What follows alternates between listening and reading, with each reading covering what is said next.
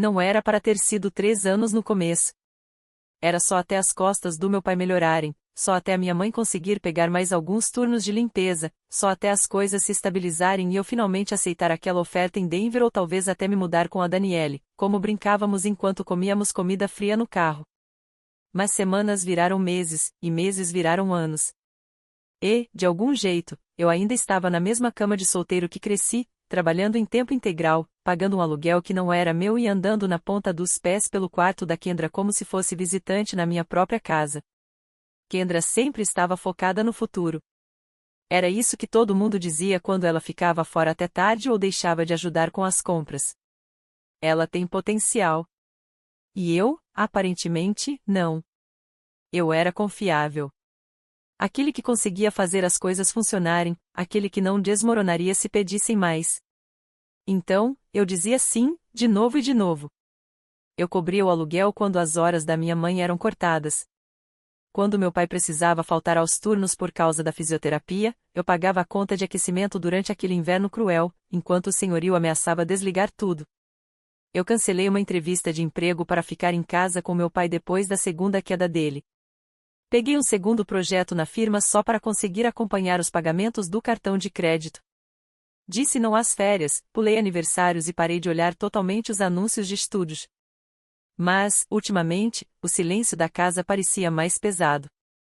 Não era raiva, apenas resignação, como se todos tivessem aceitado que esse era meu papel, que eu devia apoiar, e a parte de mim que costumava sonhar com uma casa própria começou a sussurrar de novo. No dia em que o senhorio anunciou que venderia o duplex, eu não entrei em pânico como a mãe, não recuei como o pai e não chorei como a Kendra. Eu apenas fiquei na cozinha e disse, talvez seja a hora de comprarmos algo. Eles piscaram para mim, surpresos. Eu consigo resolver, acrescentei. É hora. A Kendra realmente me abraçou. Minha mãe bateu palmas. Meu pai parecia que ia chorar. E, pela primeira vez em muito tempo, eu deixei-me acreditar que estava fazendo algo que finalmente poderia ser meu. Uma semana depois, encontrei o anúncio. 3 quartos, bairro tranquilo, um balanço na varanda já instalado. A papelada levou semanas, assinaturas intermináveis, documentos, vistorias e ligações durante meus intervalos de almoço. Gastei quase tudo que tinha economizado. $10.000 se foram em uma única transferência para a entrada. Assumi uma hipoteca fixa em meu nome, com minha renda, meu risco. Mas quando o corretor me entregou as chaves e disse, parabéns, é sua, eu finalmente senti que todo esforço tinha valido a pena. Senti um tipo de orgulho silencioso que não sentia há anos. O dia da mudança foi caótico, daquele jeito que parece que algo bom está acontecendo. Meu pai pegou emprestada a caminhonete de um amigo. Minha mãe carregava caixas de utensílios de cozinha como se tivesse 20 anos a menos. Até a Kendra ajudou, desempacotando seus posterios e chapinha como se estivesse se mudando para um dormitório. Eu não disse nada. Apenas os observei enchendo os cômodos, vi a luz entrando em espaços que antes não existiam. Peguei o menor quarto, sem armário, mal cabia uma cama de casal, mas tinha vista para o quintal. E, pela primeira vez, pensei, isso é suficiente. Uma semana depois, durante um intervalo no trabalho, abri o Facebook. Lá estava, uma foto da Kendra em frente à casa, sorrindo com a mão no corrimão. A legenda dizia, obrigada, mãe e pai, por me darem minha primeira casa. Fiquei olhando, relendo. Meu café esfriou na minha mão. Liguei para ela. Atendeu na terceira chamada. Alegre. Ei, qual é dessa postagem? Disse, tentando controlar a voz. A casa? Riu levemente. Fofa, né, Kendra? Como assim sua primeira casa? Houve uma pausa. Então ela disse, bem, mãe e pai colocaram a escritura no meu nome. Faz mais sentido legalmente. Sentei-me pesadamente no banco do lado de fora do escritório. Meus ouvidos zumbiam. Engoli em seco. Por quê? Não sei. Impostos ou algo assim. Disseram que era melhor assim. Não seja estranho com isso. Meu nome estava no empréstimo. Meu nome estava em todos os comprovantes de pagamento. Mas, de repente, eu nem sequer possuía o que tinha me esforçado tanto para dar. Terminei a ligação e olhei para a foto da casa de novo, o sorriso dela se esticando sob a legenda que me apagava por completo. Naquela noite, peguei a pasta Manila com os documentos de fechamento e virei para a última página, procurando pelo nome que deveria ser meu. Entrei pela porta da frente naquela noite e nem me preocupei em deixar minha bolsa no chão. Meu pai estava assistindo TV, minha mãe dobrava roupas. Kendra não estava à vista. Precisamos conversar, disse, ficando na sala de estar. Eles olharam para mim, confusos, como se eu tivesse interrompido algo trivial. Segurei o telefone na direção deles, com a postagem do Facebook ainda aberta. Por que a casa está no nome da Kendra? Minha mãe piscou. Meu pai esfregou a testa. Nenhum respondeu de imediato. Não é o que você pensa, disse minha mãe, finalmente. Então explique, insisti. Conversamos sobre isso, meu pai acrescentou. Ela é mais nova. É uma questão de segurança, do futuro dela. Você já está de pé sozinha. Eu ri, apenas uma vez. Afiado. Meus pés. Eu estive pagando o aluguel de vocês por 3 anos. É por isso, disse minha mãe, suavemente. Você sempre se dedicou. Você está estável, Kendra. Ela precisa de ajuda. Ainda está encontrando o caminho dela. E eu sou o que sustenta a estrutura, avisou Marin, pai, em voz baixa. Não transforme isso em briga. Você comprou esta casa para a família. Não, disse eu. Eu comprei. Eu assinei. Eu paguei. E vocês a entregaram a ela. Eles não negaram. Isso doeu mais do que qualquer desculpa que pudessem dar. Saí da sala antes que pudessem dizer mais alguma coisa. Coração disparado. Não chorei. Não gritei. Fui até o arquivo onde guardávamos toda a papelada da casa, documentos de seguro, fechamento, registros de impostos. A gaveta emperrou por um segundo e depois cedeu. Folheei as pastas até encontrar uma marcada como escritura legal. Dentro, encontrei cópias não minhas, não originais, não o conjunto que eu havia guardado. Eram formulários notarizados assinados 3 semanas antes da data do nosso fechamento, transferindo a futura propriedade para Kendra, marcados como um presente de família. E lá, no final, a assinatura do meu próprio advogado, iniciais em quem eu confiava, letras que eu havia pago. Sentei-me encostada na parede, documentos no colo, pulsação na garganta. Eles não apenas me apagaram, planejaram tudo. Sorriram durante os jantares, ajudaram a desempacotar minhas caixas, agradeceram, tudo enquanto me excluíam. Na manhã seguinte, liguei para outro advogado e marquei uma reunião. Não dormi aquela noite. Fiquei deitada, imóvel, olhando para o teto do quarto pequeno demais da casa que, aparentemente, não era minha. Cada palavra da conversa ecoava ainda mais alto no silêncio. O futuro dela. Você está estável. Não é o que você pensa. Era exatamente o que eu pensava. Pela manhã, 100 pequenas lembranças se desenrolaram na minha mente, costurando uma imagem que eu nunca quis olhar. Lembrei do brinde da tia Geis na formatura da Kendra. Algumas meninas simplesmente nasceram para brilhar. Lembrei do tio Lu me puxando de lado quando consegui meu primeiro emprego e dizendo, é bom que você seja prática. Você sempre vai se manter firme. E lembrei daquele dia de ação de graças, quando eu paguei as compras e ouvi a vovó sussurrar, claro que ela pagou. É isso que a Marin faz. Todos me viam como suporte. Não como alguém a ser celebrada, mas como alguém em quem se podia depender. Até meu ex. Tyler disse uma vez, durante uma de nossas discussões mais calmas, você nunca se escolhe. Meninos, nem sei se vocês entendem como eu ri disso na época. Ele não quis ser cruel, apenas estava cansado. 2 meses depois, fez as malas sem drama. Eu o deixei ir sem pedir para ficar. Eu costumava pensar que ser altruísta era nobre, que se eu continuasse dando, eventualmente alguém retribuiria. Mas tudo que isso fez foi ensinar a todos que podiam se apoiar em mim sem limites. Kendra recebia tratamento especial porque era vista como delicada. Eu carregava um fardo atrás do outro porque acreditavam que eu conseguiria lidar quando meu pai estava sem trabalho. Ninguém pediu a Kendra que pegasse um turno extra na livraria quando minha mãe teve a cirurgia. Eu fui quem reorganizou minha agenda de trabalho. Não Kendra. E agora, quando a coisa mais permanente que eu já fiz por eles estava completa, eles nem hesitaram em passar tudo para ela. Pensei nos documentos de novo, na assinatura do meu advogado. Ele sabia? Tinha ouvido alguma meia-verdade sobre um acordo familiar e assinado sem perceber o que isso me custaria?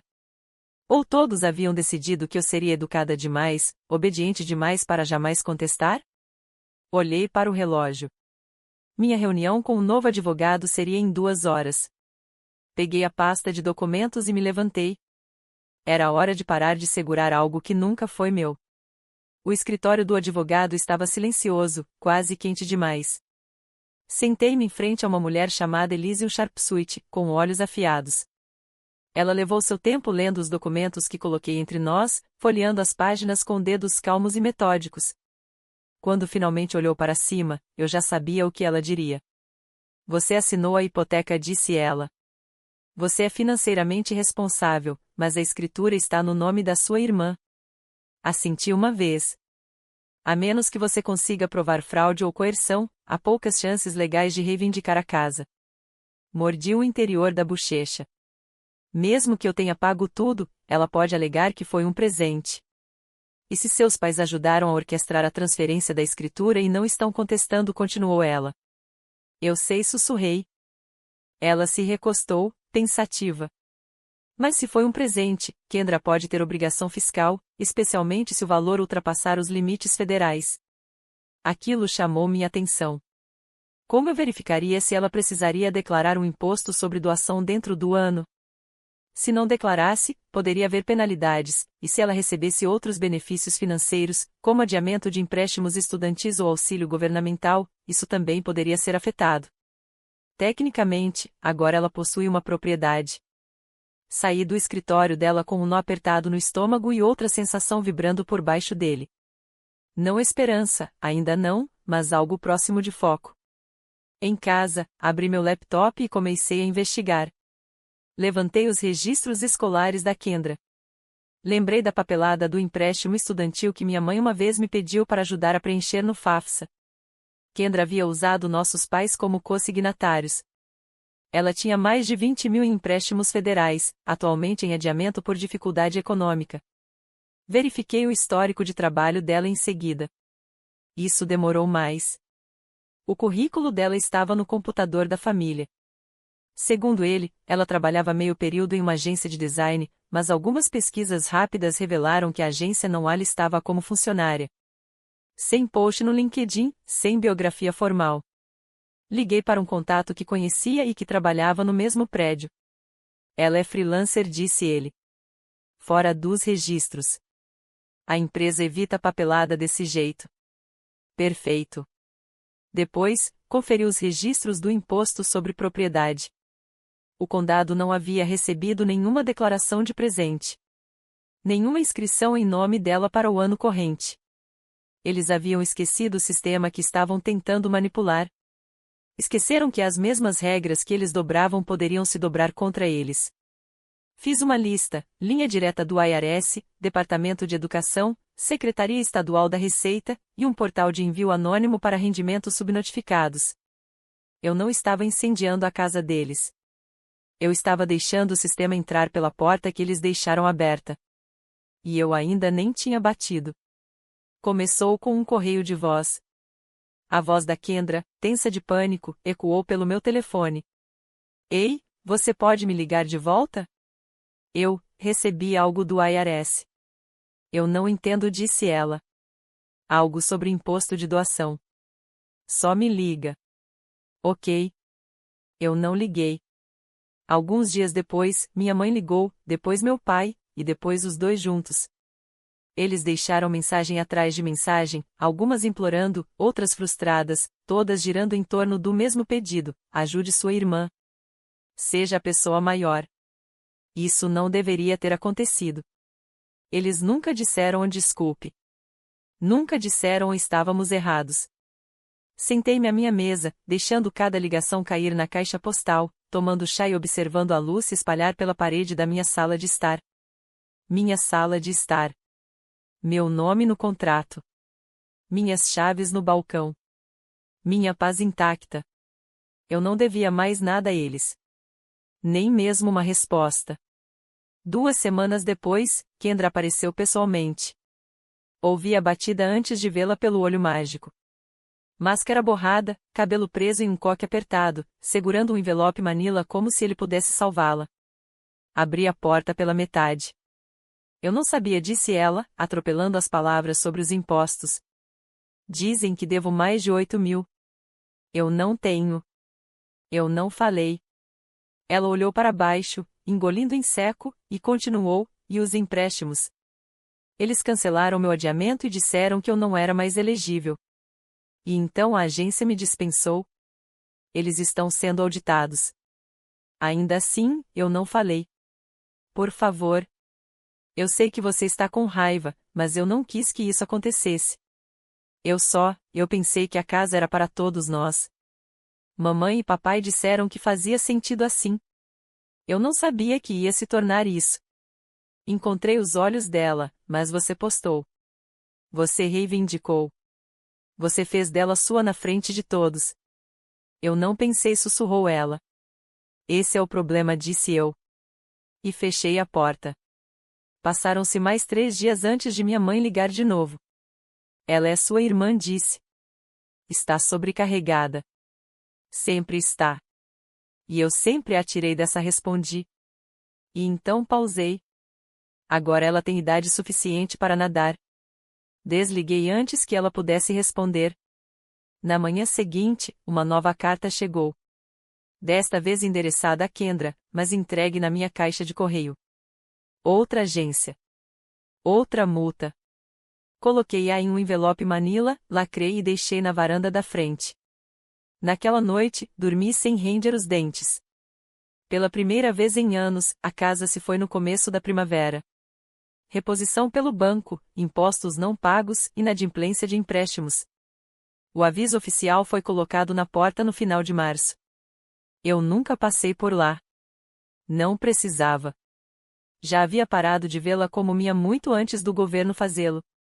Kendra se mudou para um apartamento compartilhado perto da cidade, um quarto dividido entre 2 colegas e um emprego de meio período no varejo sobre o qual ela não falava. Ela parou de ligar depois disso. Acho que alguma parte dela ainda acreditava que eu interviria. Eu nunca intervi. Meus pais voltaram a alugar um pequeno duplex mais distante do centro, daqueles com persianas amareladas e aquecedores de rodapé que clicam no inverno. Eles não me contaram que se mudaram. Descobri por meio de uma notificação de mudança de endereço encaminhada pelo banco, em maio. Fiz uma oferta por um apartamento de 1 quarto. Era pequeno, no 2º andar, com uma varanda rangente e azulejos antigos, mas recebia sol pela manhã e silêncio à noite. Era suficiente. Paguei tudo sozinha. Cada centavo. Ninguém chorou no fechamento. Ninguém posou na varanda para o Facebook.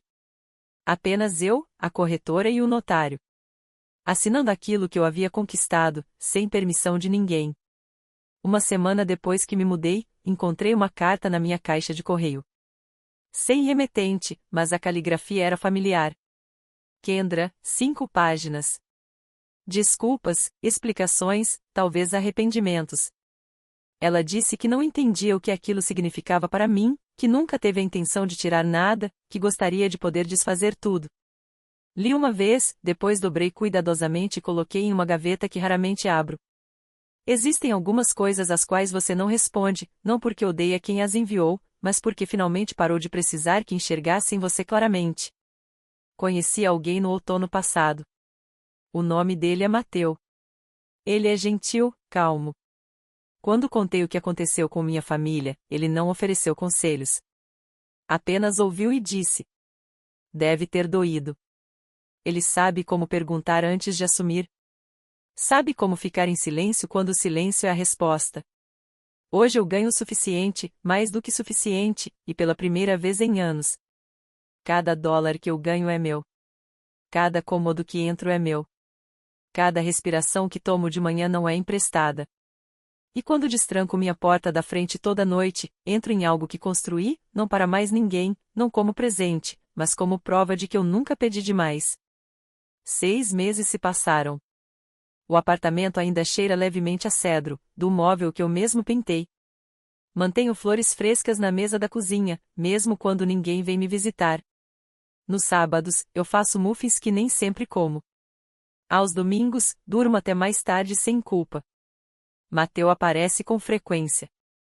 Traz café e pergunta como foi meu dia, não porque precise de algo de mim, mas porque realmente quer saber. Às vezes, não falamos nada. Às vezes, apenas sentamos na varanda com o rádio ligado, sem nada a provar. Meu telefone toca menos agora. Minha mãe liga a cada poucas semanas. Eu deixo ir para a caixa postal. As mensagens dela soam mais suaves, como se finalmente tivesse entendido que silêncio não significa guerra.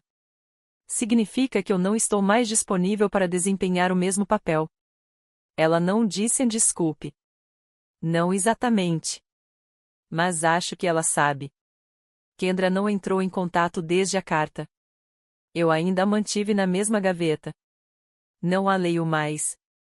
Criei novas tradições. Jantares às terças com colegas de trabalho que não esperam nada de mim. Um grupo de trilha que entrei, onde ninguém conhece meu sobrenome. Risadas que não são forçadas. Perguntas que não vêm com julgamento. No trabalho, fui promovida. Meu gerente disse que não foram apenas os designs que entreguei, mas como lidei com a pressão, como liderei com firmeza. Sorri e disse: obrigada. Pensando em quanto tempo levou para eu parar de confundir força silenciosa com ser o apoio de todos. Uma noite, Mateu perguntou se eu sentia falta deles. Minha família. Não vou mentir, disse eu. Às vezes, sinto, mas não a versão que eles me deram. Sinto falta da versão que eu esperava que eles fossem. Ele não insistiu. Apenas segurou minha mão. Naquela noite, sentei-me no chão da sala de estar, separando velhos recibos e papéis. Encontrei uma foto da primeira casa, a que eu comprei, a que eles deram embora. Kendra estava na porta, sorrindo largo demais. Virei a foto e escrevi no canto: não é minha. Depois, coloquei-a em uma caixa rotulada como a não mais necessária. Apaguei as luzes, fiquei junto à janela e sussurrei para mim mesma. Eles nunca foram meu lar. Eu estava construindo o abrigo de outra pessoa com minhas próprias mãos. E agora, finalmente, construí um para mim, com paredes que não me pedem para desaparecer dentro.